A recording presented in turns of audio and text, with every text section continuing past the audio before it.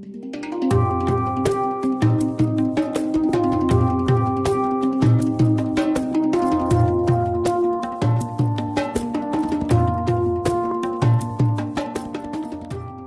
करत अभ्यास जरमति होस्त सुजान, रसरी आवत जात सिल पर करत निशान। जितना जितना मेहनत करबा, जितना लगातार परिश्रम करबा, उतना भी आपके काम में निखार आया। सबको एक नमस्ते और प्रणाम। हुनरबाज कार्यक्रम में आप सब लोगन के शानदार स्वागत बाते अभी उदय के बगल से। आज एग्जैक्टली हमनी कौफुखो में है सा, जहां पर ही एगो ऐसन हुनरबाज बाते जेकर भीतर में मूर्ति कला के प्रति एगो रुझान बाते, साथ ही साथ बहुत बहुत दिलचस्पी बाते। आज ओकर संगे हमनी बतियाब सा, ओकर काम देखब सा और हमनी देखब सा कि काहे उ मूर्ति कला के प्रति बहुत दिलचस्पी दिखावेला, ओकर संगे संगे ओकर पाछे कौन काम बाते आज हमनी ई देखब जा। और एगो महिला ठेकेदार के रूप में कैसे उ अपन बहुत ही सुंदर काम करेला और साथ ही साथ ओकर हाथ में कौन प्रकार के चमत्कारिक कला बाती। तो चल आज हमनी ओकर संगे बतियाब सा, ओकर काम देखब सा और साथ ही साथ एकर पाछे ओकर जो रहस्य बाते ओकरा हमनी निहारब सा। तो चला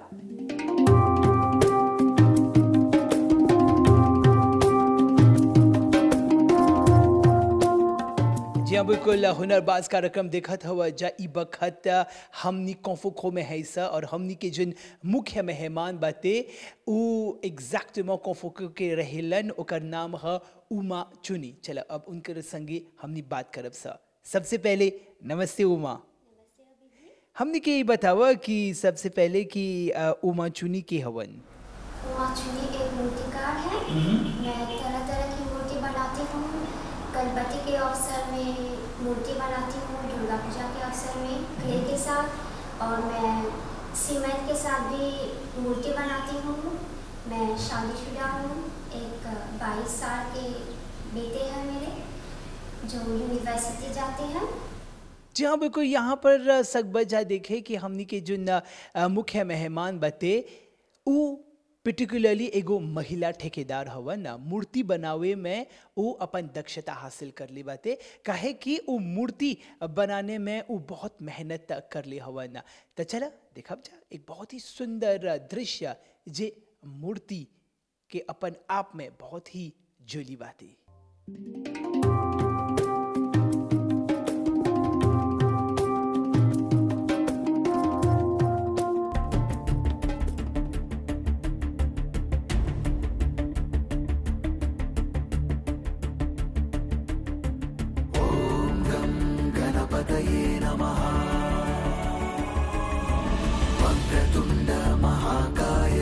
सूर्यकोटि समप्रभा निर्विघ्नं कुरु मे देव सर्वकार्येषु सर्वदा।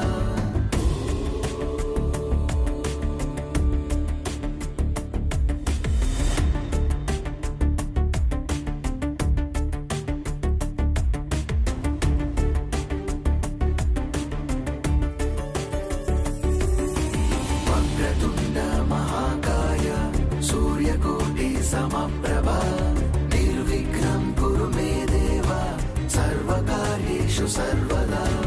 ॐ गं गणपतये गणपतये गं गणपतये नमः। ॐ गं गणपतये गणपतये गं गणपतये नमः। जी हाँ, बिल्कुल हाय जोली जोली मूर्ति देख करके ऐसा बुझा था कि मनवा एकदम ठेकवा नियन फूल गलवा थे। अब हमने के ई बतावा श्रीमती उमा जी कि आप कब से मूर्ति बनावे के शुरू कर ली हवा और ओकर पाछे ओकर वजह का रहल? मूर्ति बनाने लगभग 18 साल से ऊपर हो गया है। एक कैलेंडर को लेकर इंस्पिरेशन हुआ है जिसमें गणपति की तस्वीर है। मैं उसको एक पेंटिंग बनाना चाहती थी। फिर मैंने सोचा जब पेंटिंग खराब होंगे तो मुश्किल होगा फिर से बनाने। तो मैंने सोचा क्यों ना मैं उस तस्वीर को एक मूर्ति की रूप में दिया जाए। तो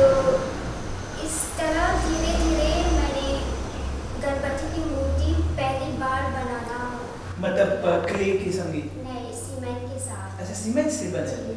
शुरुआत ही सीमेंट से काम बहुत मुश्किल था मेरे लिए, क्योंकि समझ में नहीं आते थे कितने सीमेंट डालना है, पानी कितने डालना है, कुछ भी नहीं आते थे। लेकिन धीरे धीरे मूर्ति बन गया और 15 दिन के अंदर मूर्ति बन गया था। तो जब हई मूर्ति बन के तैयार हो गल रहल तब एकर बाद में कौन चीज कर ली हवा? इमे लापेंचिया सब डल ली हवा? उसमें पेंटिंग किया, रंग डाला, फिर बहुत सारे परिवार दोस्तों ने आकर मूर्ति देखा, बहुत खुश हुआ और इस तरह से दोस्तों के लिए मूर्ति बनाना शुरू किया, परिवार के लिए। फिर इसी तरह से उमा हैंडमेड मूर्ति डेवलप हो गया है।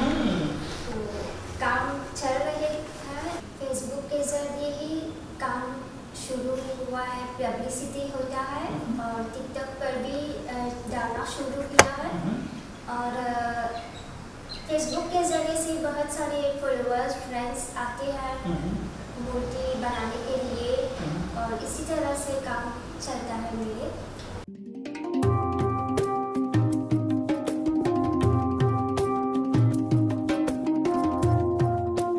मूर्ति कला अपन आप में बहुत ही नायाब कला हवन, काहे कि ऐसन कला में हाथ के प्रयोग करे के चाहिए। त श्रीमती उमा जी हमने की बतावा कि जब आप मूर्ति बनावत हवा, एगो प्रोसेस बाती, एगो प्रक्रिया बाती, त कैसे शुरू होवेला कि एकर बारे में सकबजा हमने के बतावे? बहुत मुश्किल काम है। मैं हाथों के भी प्रिकॉशन करना चाहिए, मैं ग्लोव लगाती हूँ। अच्छा। और सीमेंट, पानी, ऑक्सीजन सब कुछ। ऑक्सीजन सब? जी। अच्छा। सब कुछ मिलाकर एक मिक्सचर बनाती हूँ। जैसे कि हमने के जो मासों बातें वो लोग उसी तरह से मिक्सचर करना है और उसमें मूर्ति को बनाना करती हूँ। कभी कभी मुश्किल होता है, कभी चोट भी लगता है काम में और मैं अपना काम बहुत खुशी से करती हूँ और कभी कभी ईयरफोन से म्यूजिक भी सुन लेती हूँ। अच्छा।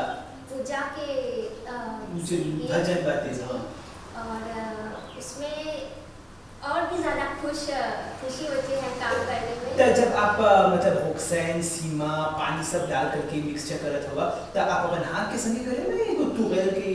कभी कभी हाथ के साथ मिक्स करना चाहिए और कभी टूवेल के साथ। अच्छा। लेकिन ज़्यादातर हाथ से ही मिक्सचर करती हूँ। तो हाथ खराब नहीं हुए? नहीं, मैं ग्लोव लगाती हूँ। दोनों पर ग्लोव लगावे के बाद भी जो हाथ वो खराब नहीं होकर आपकी जो त्वचा बाती खराब नहीं हुई? नहीं होती है, क्योंकि मैं एक दिन में 6 या 10 ग्लोव चेंज करती हूँ क्योंकि वो टूट जाते हैं काम करने से। ऐसे ही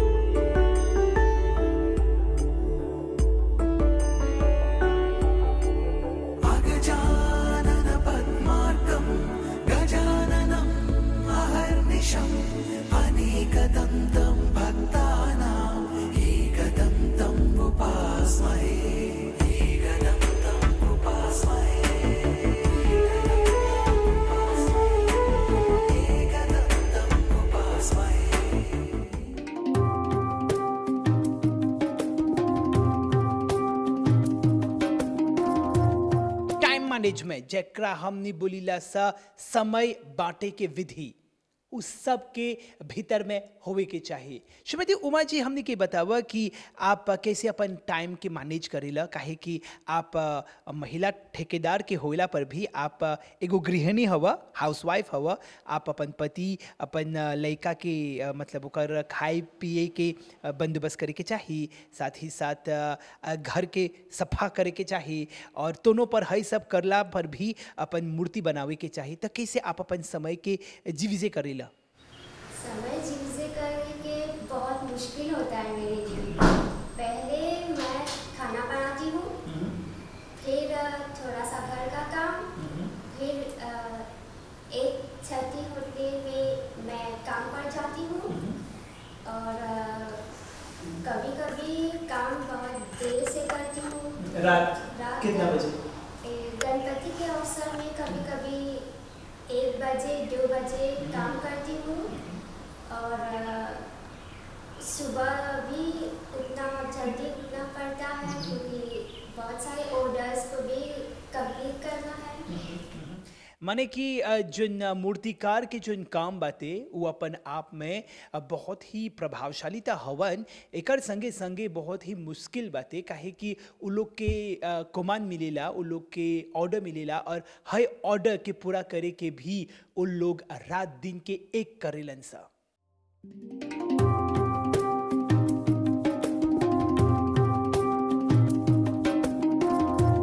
हमने के हुनरबाज श्रीमती उमा चुनी एक बहुत ही बहुमुखी प्रतिभा संपन्न स्त्री हवन, जकरा हमनी मल्टीटास्किंग वुमेन बोलीला। उ न खाली एगो गृहिणी हवन बल्कि एकर संगे संगे उ बागबानी भी करेलन ना। बागबानी जकरा हमनी गार्डनिंग बोलीला सा, उ खासकर कमल के जोन फूल बाते ओकर रोपाई करे के बहुत ही पसंद बाते।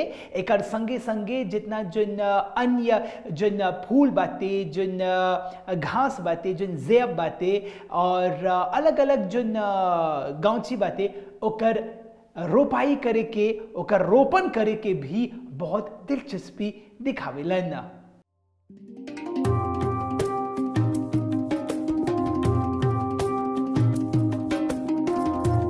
अपन घर के जैसे सुंदर बनावे के ई एगो गृहिणी के अपन आप में एगो गुण है। श्रीमती उमा जी, आपके घर के एक दीवार पर एक बहुत ही सुंदर मोर बाते, एकर बारे में सकबजा बोले हई कब शुरू कर ले हवा, काहे हौजेवे आप हई मोर बनैले हवा? जी, वो दीवार प्लेन था। मैं डेकोरेशन बहुत करना पसंद करती हूँ और गणपति के बाद जो खाली समय था वो ये मोर पर बनाया था। कौन सी से? सीमेंट के साथ। अच्छा, सीमेंट में के संग। ओके। पेंटिंग भी जीविसी बातें है इस काम करने की?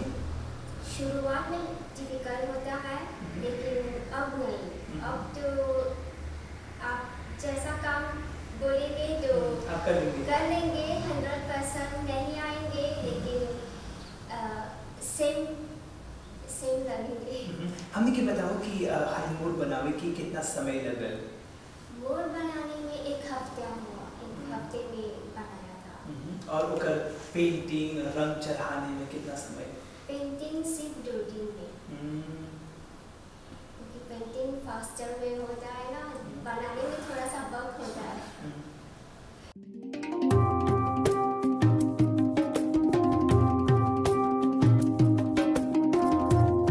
चित्रकला के प्रति भी हमने के हुनरबाज श्रीमती उमा चुनी बहुत दिलचस्पी दिखावेला न, काहे कि कोविड-19 महामारी के प्रतिबंधन अवधि माने कि जिन कन्फाइनमेंट ड्यूरेशन सब लोग अपन अपन घरे रहलत हलन जा, तो ऐसन बखत में हमनी के जिन हुनरबाज उमा चुनी बहुत काम करत हलन चित्रकला और एकर संगे संगे नवा नवा जो मिठाई बाते ओकरा निमटे से पका के अपन परिवार के परोसत हलन।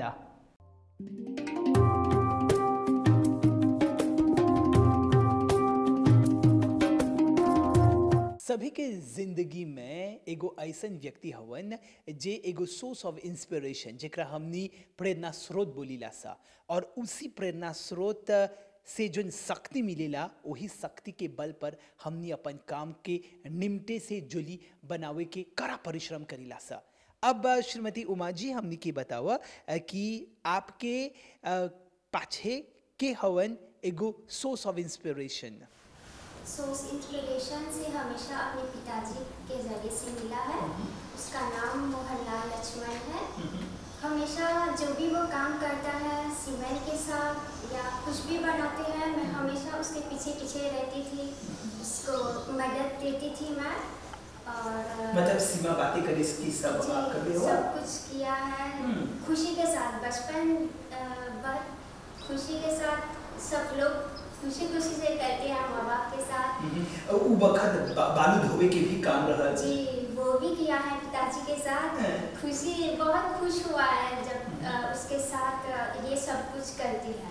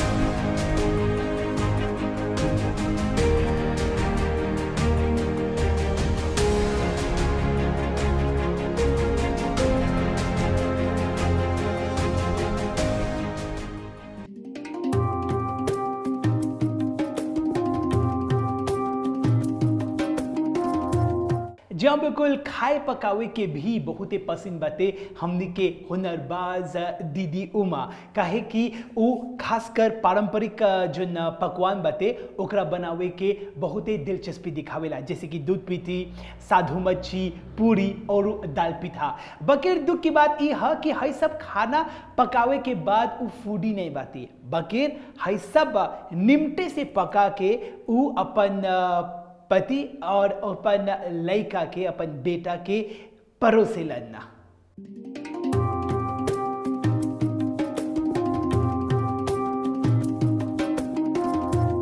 जहाँ बिल्कुल हुनरबाज कार्यक्रम अभी उदय की बगल से सुनत हवा जा और देखत हवा जा, अपन आप में मूर्ति के एक से बढ़कर एक दृश्य देखे के मौका मिला था।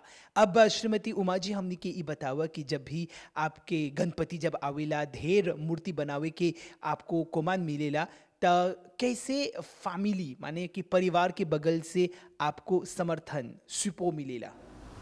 मेरे कुछ फैमिली है मेरे साथ जो मदद करते हैं।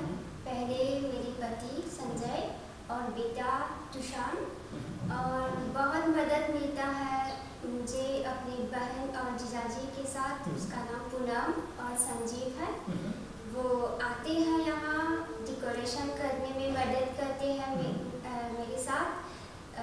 देर से काम करते हैं कितना सब बजे? लोग 2 बजे 3 बजे हम बाप साथ रे। रहते हैं, लेकिन खुशी के साथ मस्ती के साथ भी हम लोग करते हैं। और उबेरा में चाय भजिया सब बनेला। सब बनेला, सब बच्चे भी मदद करते हैं। मेरी बहन के 2 बच्चे हैं, लोला एंड हिना, वो भी दोनों मदद करते हैं और उस दोनों के लिए बहुत सारे पकवान भी बनाते हैं। अच्छा। जब आते हैं जैसे कि समोसा, भजा, सब कुछ बनाते हैं। जब बिल्कुल जब परिवार के बगल से एगो सपोर्ट मिलेला, एगो समर्थन मिलेला, त एगो व्यक्ति आगे जाए के उन्नति करे के वो बहुत ही आसानी तरीके से उन्नति के मार्ग पर वो सकी जाए।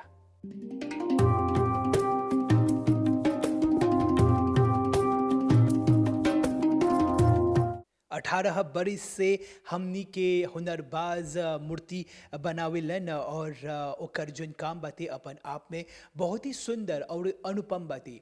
श्रीमती उमा जी, अब हमनी के ई बताव कि जब हई सब मूर्ति बनावे के एगो लंबा सफर रहल, अभी आप कहाँ हवा? बहुत आगे जा चुकी हूँ। अब 3 साल हो गया है जब से इंडिया से मूर्ति आयात करना शुरू किया है। अच्छा, आप आयात भी करेगा? जी, हम लोग मूर्ति प्लेन लाते हैं और यहाँ उसका सारा डेकोरेशन मैं और मेरी छोटी टीम मिलकर करते हैं।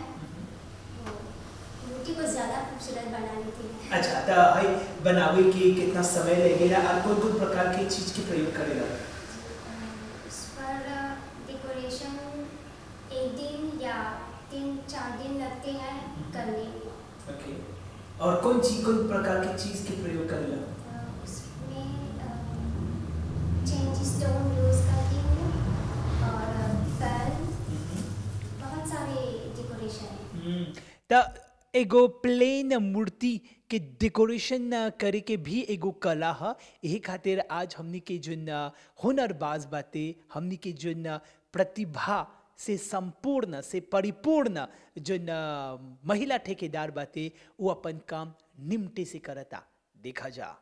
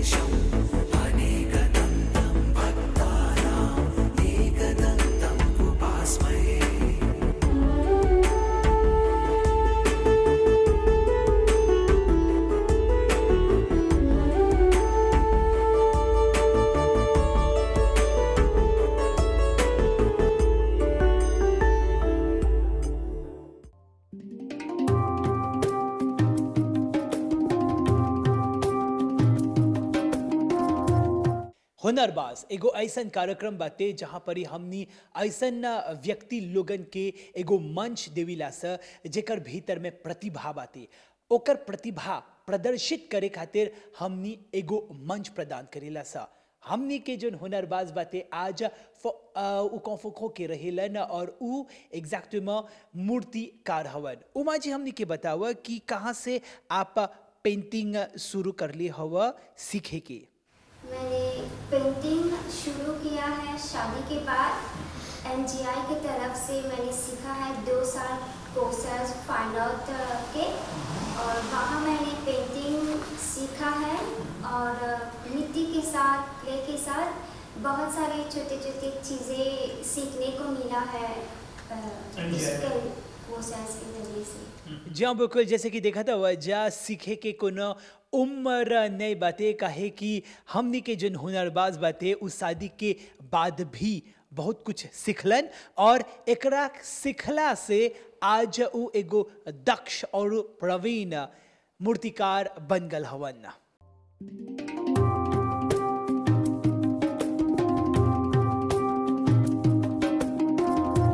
अब जितना जिन व्यक्ति हमने के कार्यक्रम देखा था वंजा उन लोग के कौन संदेश देबा श्रीमती उमा जी? मैं सारी महिला को एनकरेज करती हूँ कुछ ना कुछ सीखने के लिए। परिवार को मदद मिलता है अगर आप लोगों को कुछ सीखे कुछ करे अपने परिवार के लिए। सीखने में कोई उम्र नहीं है और अगर सीखे उसमें कामयाबी नहीं मिले तो डिस्करेज कभी नहीं करना चाहिए। फिर से सीखिए और आगे बढ़िए।